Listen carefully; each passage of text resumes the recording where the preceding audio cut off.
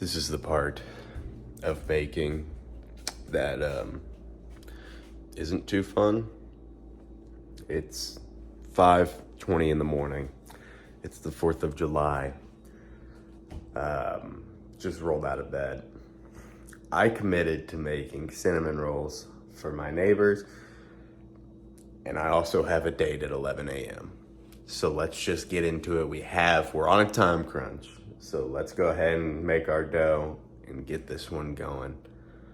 This is homemade cinnamon rolls with a cream cheese icing.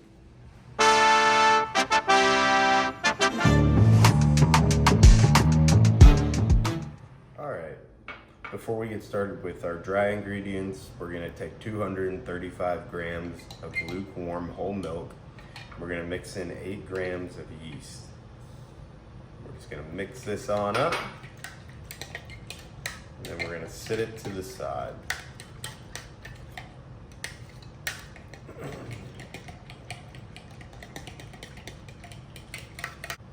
Now once this is mixed up, I'm just gonna take it and set it aside so we can mix up our dry ingredients. All right, now that we have our yeast and milk going, we're gonna start on our dry ingredients. I've got 580 grams of all-purpose flour here. I am gonna take right around 108 grams of granulated sugar and 6 grams of sea salt. And I'm just gonna whisk that together real quick. And once we have this whisked together, we're gonna bring this over to our stand mixer with the dough hook attachment, and we're gonna just start mixing on low speed, and we're gonna mix in our wet ingredients. All right, now that we're over by our stand mixer, hopefully the noise isn't too terrible, I'm gonna take my warm milk mixture and pour that in.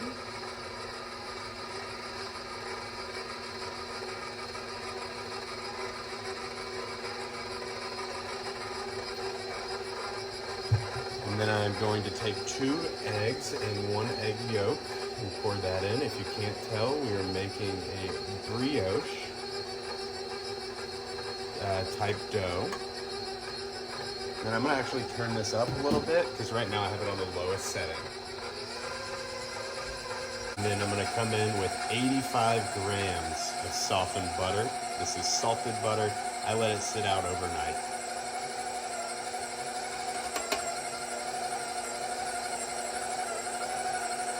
Get all of that butter in there.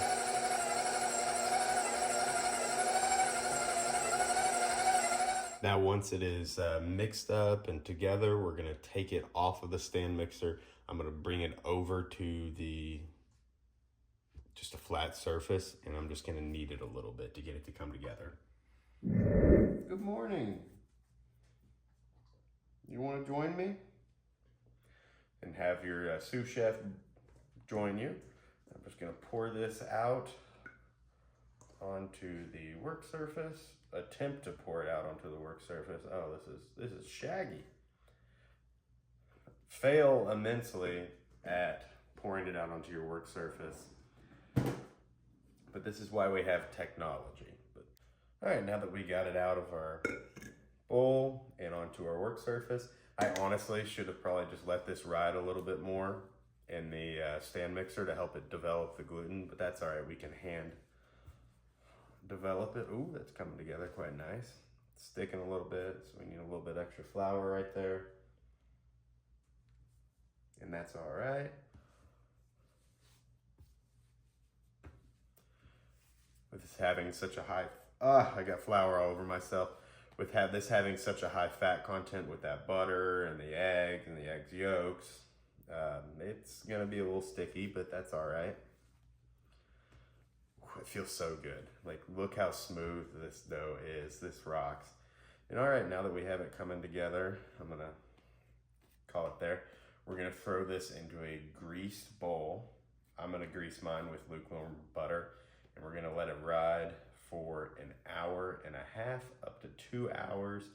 And in that time, I'm gonna try to get my life together and figure out what's gonna happen with my day today. So let's go ahead, throw this in that greased bowl, and we're gonna cover it, throw it in the oven for 2 hours with the light on. Let's do it. Okay, we've got about 10 minutes until our dough is done rising. So we're gonna go ahead and make our filling. I'm gonna start with a cup of light brown sugar.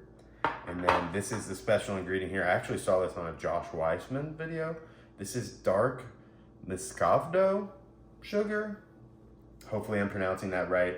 It comes from a tree in India, I believe, and it's just got a deep molasses flavor. So I have a tablespoon of that and then 2.5 tablespoons of cinnamon. So we're just gonna mix all of this together.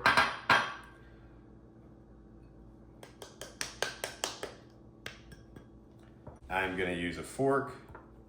I'm gonna just break up that brown sugar and all of that, and we're just gonna mix this. It looks good. I'm very interested to see how the, I don't know if I'm pronouncing it right. Hopefully I am. If I'm not, roast me in the comments, that's fine. The dark Muscovado. Muscovado? How about this? This is what I got. Had to specially order it off of Amazon because it wasn't in the grocery store. But maybe it'll be in yours. Yeah, you don't have to use that. I think it just adds a little bit extra flavor is what I've read on mine. But we're gonna see how it turns out. We're just gonna mix this up. I'll probably use my hands off camera to break up these bigger clumps, but once we get it mixed up, that's what I'll do. And then once our dough is done rising, we get this all prepped up. We will then roll our dough out into about 1/4 of an inch and 24-inch long rectangle. But I'm gonna take you guys along for the ride for that, so don't you worry. Stick around, and let's get to it. It's been about an hour and 45 minutes. I've got a floured work surface. I'm not gonna say lightly because there's nothing light about it. I'm gonna go ahead and take our dough with some floured hands, and I'm just gonna scrape this out. Don't really have to do much scraping onto our work surface. Sprinkle a little flour on top. And then I got this new rolling pin, and I'm just gonna roll this out. I want this to be about a 1/4 inch thick, and I want it to be about 24 inches long, about a 24-inch long rectangle. Goodness, it's sticking. Now, we're gonna take 85 grams or 1 1/3 cups of softened butter. And you want it to make sure it's softened so you don't tear up your dough here. And you're just gonna spread it out all over the surface of your dough.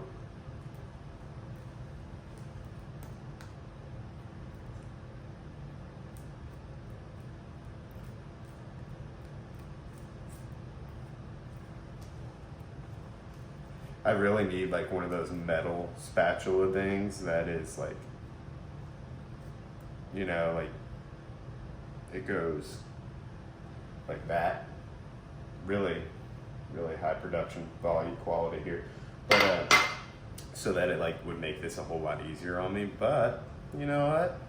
Who cares? We're gonna take our brown sugar cinnamon mixture and we're just gonna sprinkle this on top. We're gonna use all of it. All of this will be used. So just make sure to cover it and you have like a nice uniform layer of covering. So the higher up that you drop this from, the better.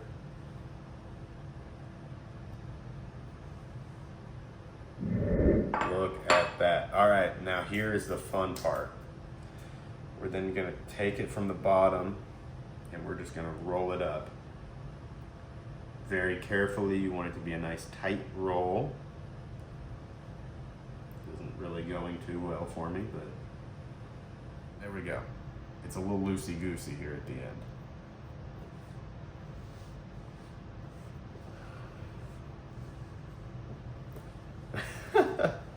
All right, now have our 24-inch long roll of cinnamon. A nice buttered 9x13 baking sheet. And I'm going to take a tooth knife and we're going to do about 2-inch increments. We're going to just cut our little cinnamon rolls up. That fell out just right on top. And we're now just gonna let these sit for 30 to 45 minutes at room temperature. I'm gonna cover it up so that they rise and fill out this pan a little bit. I know it doesn't look great right now. You guys know how I cook. It never looks good until the very end. Or even if it does, it probably never will look good, but they'll taste delicious. So let's go ahead, let these rise for 45 minutes, and then we'll throw them in the oven. All right, it's been 45 minutes. They've poofed up a little bit, not much. Not really filling this whole thing out yet, which is concerning to me. But, you know, we have to ball sometimes. So I have my oven preheated to 375. I'm gonna throw these in there for 15 to 20 minutes. So let's go ahead and do that. They're gonna poof up whenever they get in there. So let's see what happens.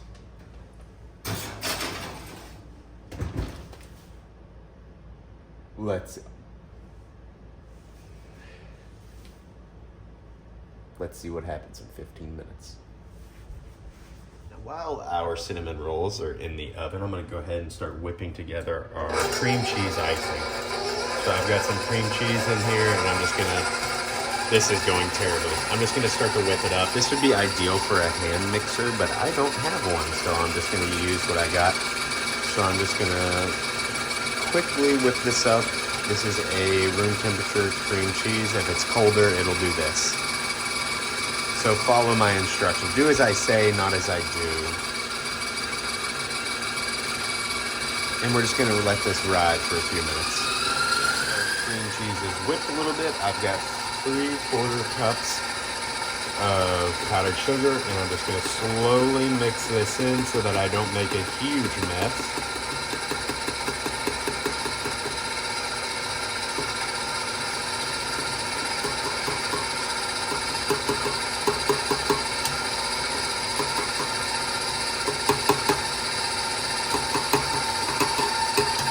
Once we have that in there, I'm going to add 3 tablespoons of whole milk and 1 teaspoon of vanilla extract. This is my homemade vanilla extract. Since this is a icing, it is all right to use like a homemade and not imitation. You want to use an imitation if we were baking with this vanilla extract, but since this is just for the icing, and I actually want my vanilla beans to show up in there, because they will lose their flavor if you have them in a high heat. So we're just going to mix that all together. I'm going to turn that up. Keep on beating it.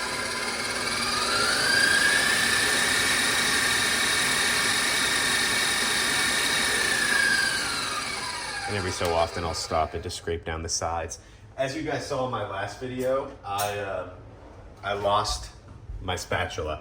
I have not purchased a new spatula, so I'm just gonna have to use a metal spoon, and you guys are gonna have to live with it and the noise that comes from it. I know someone in one of my YouTube subscribers really loves whenever I use metal on like plates and stuff, so this is for you. Let's just get, and once we got it like loosely mixed together with our stand mixer, I'm just gonna come in and use a whisk and finish it the rest of the way. If you're using a hand mixer, this process is a whole lot easier. But we have to make do with what we've got, so that's what we're gonna do.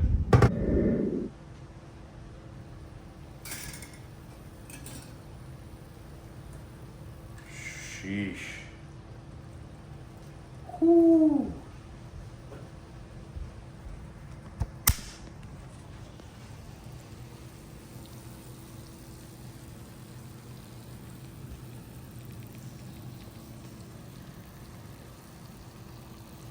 Ignored this one and that one, but the rest of them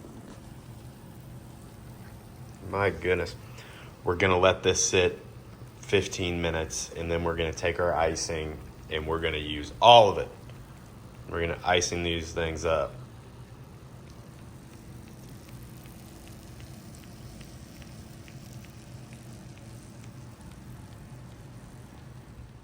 Time for icing.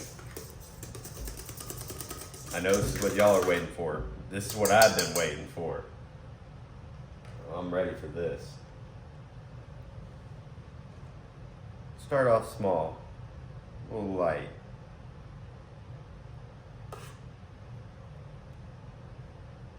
Yeah, let's just start coming in here. We're using all of that icing. We're not going light. We got customers to make happy. We are not going light on this, let me tell y'all.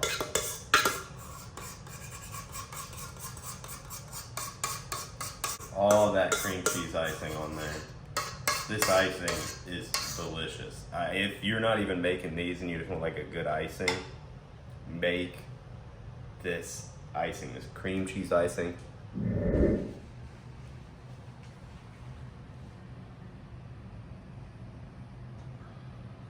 Got too excited and forgot to record. And I started eating one of the just like broken ones.